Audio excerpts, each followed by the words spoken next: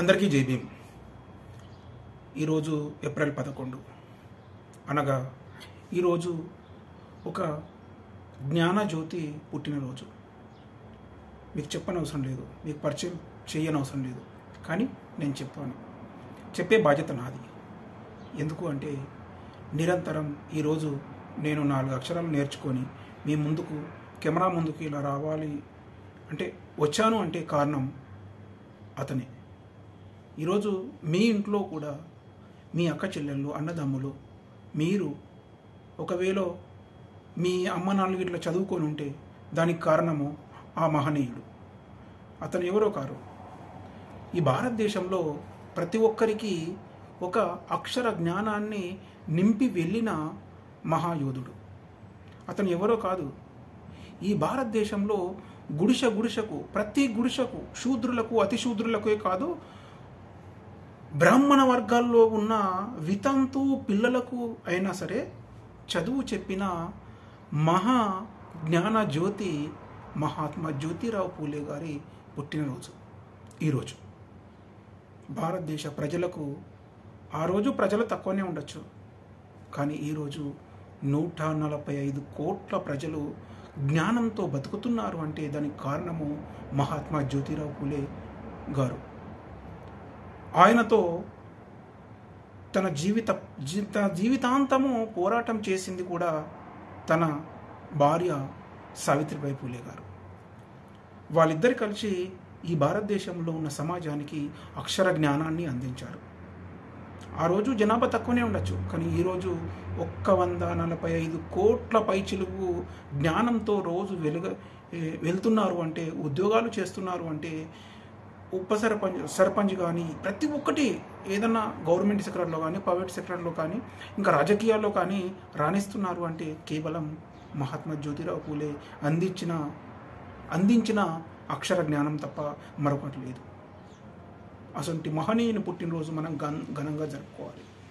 ఇంకొకటి విషయం ఏంటంటే, మహాత్మా జ్యోతిరావు పూలే జీవిత కథ ఆధారంగా ఆయన మన భారతదేశ ప్రజలకు ఏం చేశాడు అనేది ఒక సినిమా తీయడం జరిగింది. ఆ సినిమా పేరే మహాత్మా పూలే.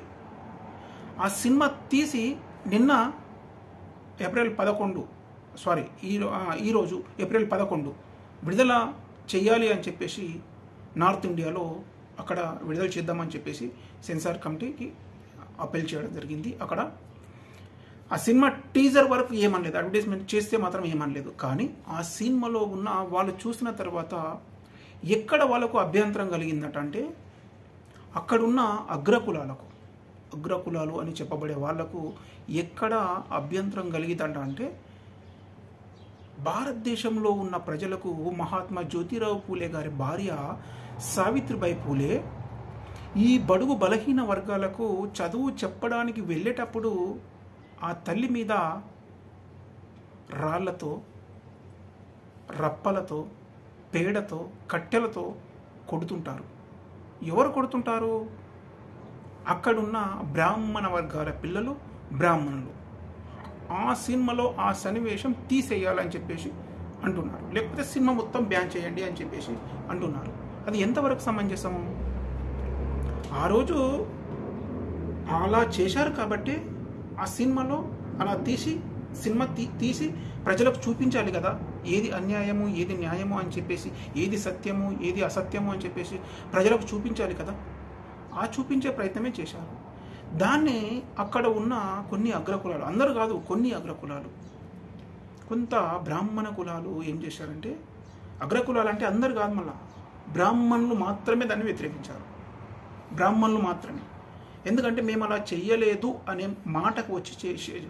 కానీ అక్కడ జీవిత చరిత్రలో కరెక్ట్ జరిగింది కదా. అది బ్రాహ్మణుల పిల్లలు సావిత్రిబాయి పూలే గారిని ఈ ఎస్సీ ఎస్టీ బీసీలకు, ఇప్పుడు చెప్పబడుతున్న ఎస్సీ ఎస్టీ బీసీలకు, అప్పుడు చెప్పబడుతున్న శూద్ర అతి శూద్రులకు వాళ్ళకి చదువు లేకపోతే తల్లి మహాత్మా జ్యోతిరావు పూలే గారి భార్య సావిత్రిబాయి పూలే ఒక సంచిలో 2 చీరలు ఒక్క చీర పెట్టుకునేది ఎక్స్ట్రా.